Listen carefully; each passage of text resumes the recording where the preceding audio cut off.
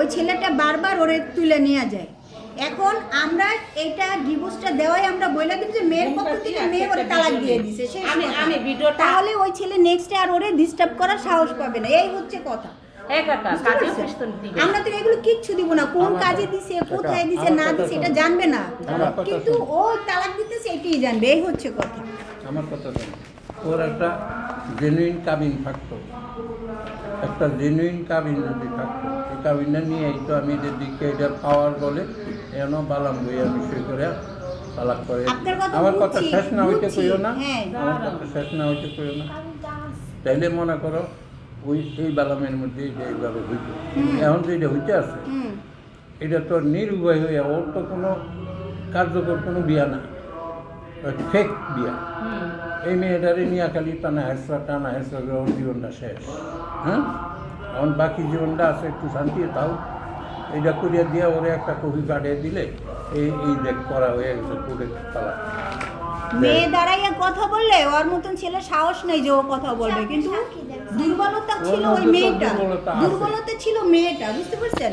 এখন আমরা যদি বলি আমরা নিজেরা থেকে এটা করছি, এটা একটা পুরুষ মানে হচ্ছে আমাদের সামনে ও তালাকটা দিছে, তখন এই ছেলে কথা বলারও সাহস পাইবো না, বুঝছেন? এই হচ্ছে কথা। আপনাদেরকে তো আমরা বলবো কোর্টে দিছি, আমরা তো আর ইয়াতে দিতেছি না, আমরা তো কাজী অফিসে দিলি।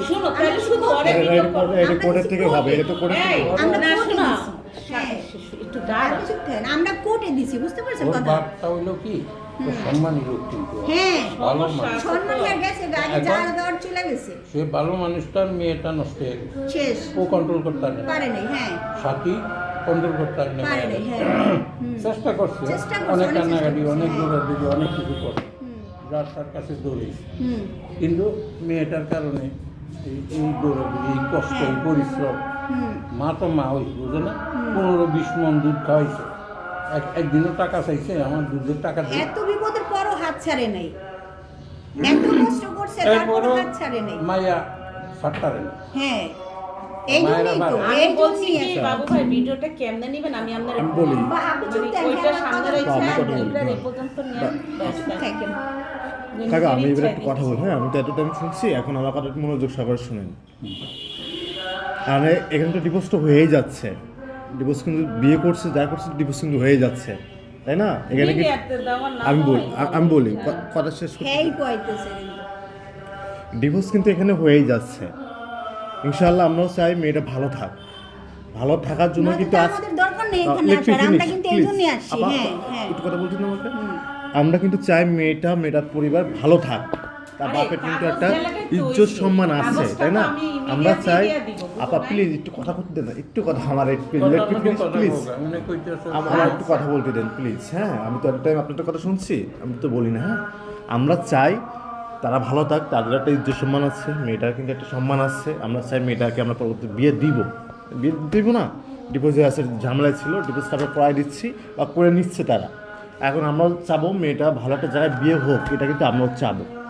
এখন অল মিডিয়া পার্সোনাল বাংলাদেশের মানুষ কিন্তু জানে সাকিবের সাথে ইকরা এই মেয়েটার বিয়ে হয়েছে এবং ওই ছেলের বাসায় 4 দিন ছিল, এটা কিন্তু পুরো মিডিয়া জগতে অল বাংলাদেশের লোক কিন্তু জানে যে জুনিয়র সাকিবের বাসায় ইকরা নামে একটা মেয়ে ছিল। ইকরাকে কিন্তু যাই হোক কিছুটা মানুষ চেনে, কিন্তু এখন আমরা যে ডিভোর্সটা করাচ্ছি, পরবর্তী যখন মেয়েটাকে বিয়ে দিব তখন তো ওকে তো চেনবে বা দেখবে না যে মেয়েটা ডিভোর্স হয়েছে কি না, এরকম তো একটা কথা আসবে এখানে।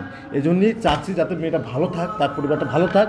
জাস্ট আরেকটা কথা, কখনো যদি আমি বিয়ে দেই তাহলে মেয়েটার এই যে ডিভোর্সটা দেখলে তো আরেক ঝামেলা না। এটা আপনি শুরুতে বলি নাই, আপনি এটা শুরুতে বলছি না, এখন আপনি বলেন কেন? আমি তো বলছি ফেক। আমাদের কথা হইছে ওরে যাতে ডিস্টার্ব না করে ওই ছেলে, কারণ যখন শুনবে যে আমাকে ডিভোর্স ও বলবে আমি ডিভোর্স দিয়ে দিছি, তখন তার কোনো ছেলে এসে ডিস্টার্ব করতে পারবে না, পারবে বিরক্ত করতে পারবে না, পারবে। সারা দুনিয়ার মানুষের কাছে বইলা বেড়াইতেছে ও খারাপ সবারই নিয়ে খারাপ কথা বলতেছে। এখন খারাপ কথা বলতেছে দেখি, কিন্তু ও যদি বলে দেয় যে ভাই ঠিক আছে তুমি বলতেছো আমার বিয়ে করছো, আমি তোমার বউ, আচ্ছা ঠিক আছে আমি তোমার ডিভোর্স দিয়ে দিচ্ছি, যাও, তোমার সাথে আমার বালা মুসিবত শেষ, আর কোনো কথা নেই। এই হচ্ছে কথা, বুঝছেন বিষয়টা? এই হচ্ছে কথা। আমি কিন্তু একজন সিনেমার মানুষ, উনি একজন ব্যক্তিগত পার্সন মানুষ, আমরা কিন্তু ইউটিউবার না, সাংবাদিকও না, কোনো কিচ্ছু না, আমাদের ব্যবসাটা আলাদা। ওই ছেলে কিন্তু আমার এখানে কাজ করছে বহুদিন। আর আমার একটা জিদ যে তুমি বউ রেখে কেন এসে মেয়েটার জীবনটা নষ্ট করছো। আবার ওই বউ সেন্ট জেলে পেটি আছে থেকে টাকা। কিন্তু সেন্ট পেটি থেকে কিন্তু আমার জাস্ট এখানে আসা, নয়তো আমাদের দরকার নেই। আর আমরা যখন না, একটু বলবো যে আপা ডাকছে। এর সাথে বিয়েটা হয়েছে, ডিভোর্স হয়ে গেছে, সেটা আর নেক্সট ওরে ডিস্টার্ব করার সাহস পাইবো? আর ছেলে তো বলতেই পারবো না কোথায় যে আমার বউ এই হচ্ছে গিয়া কথা।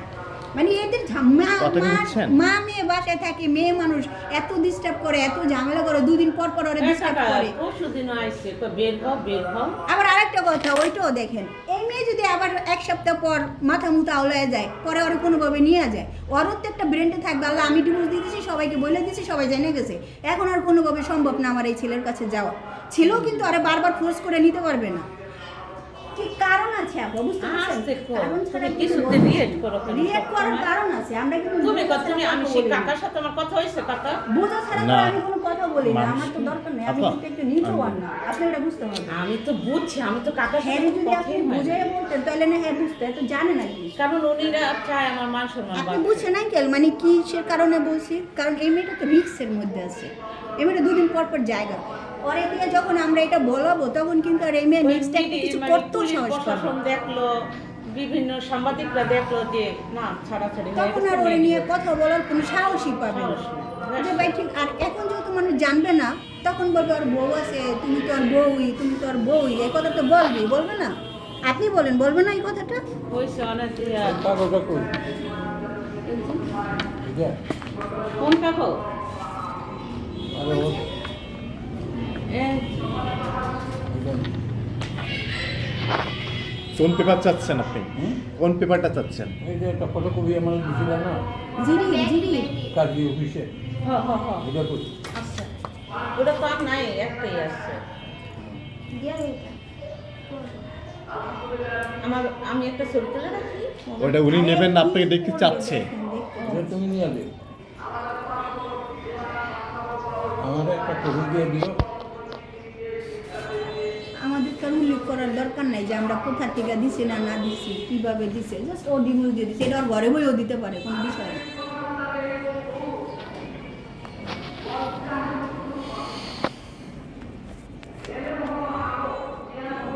আর আরেকটা কথা, এই ছেলেটা মনে করেন বিভিন্ন জায়গায় এই মেয়েটার নাম বিক্রি করে, কেমন যে ওই আমার বউ, দেখো ওই করে না, হ্যান করে না, তেন করে, বিভিন্ন মেয়েদের সাথে মনে করেন এই সমস্ত কথা বলে ও জড়ায়।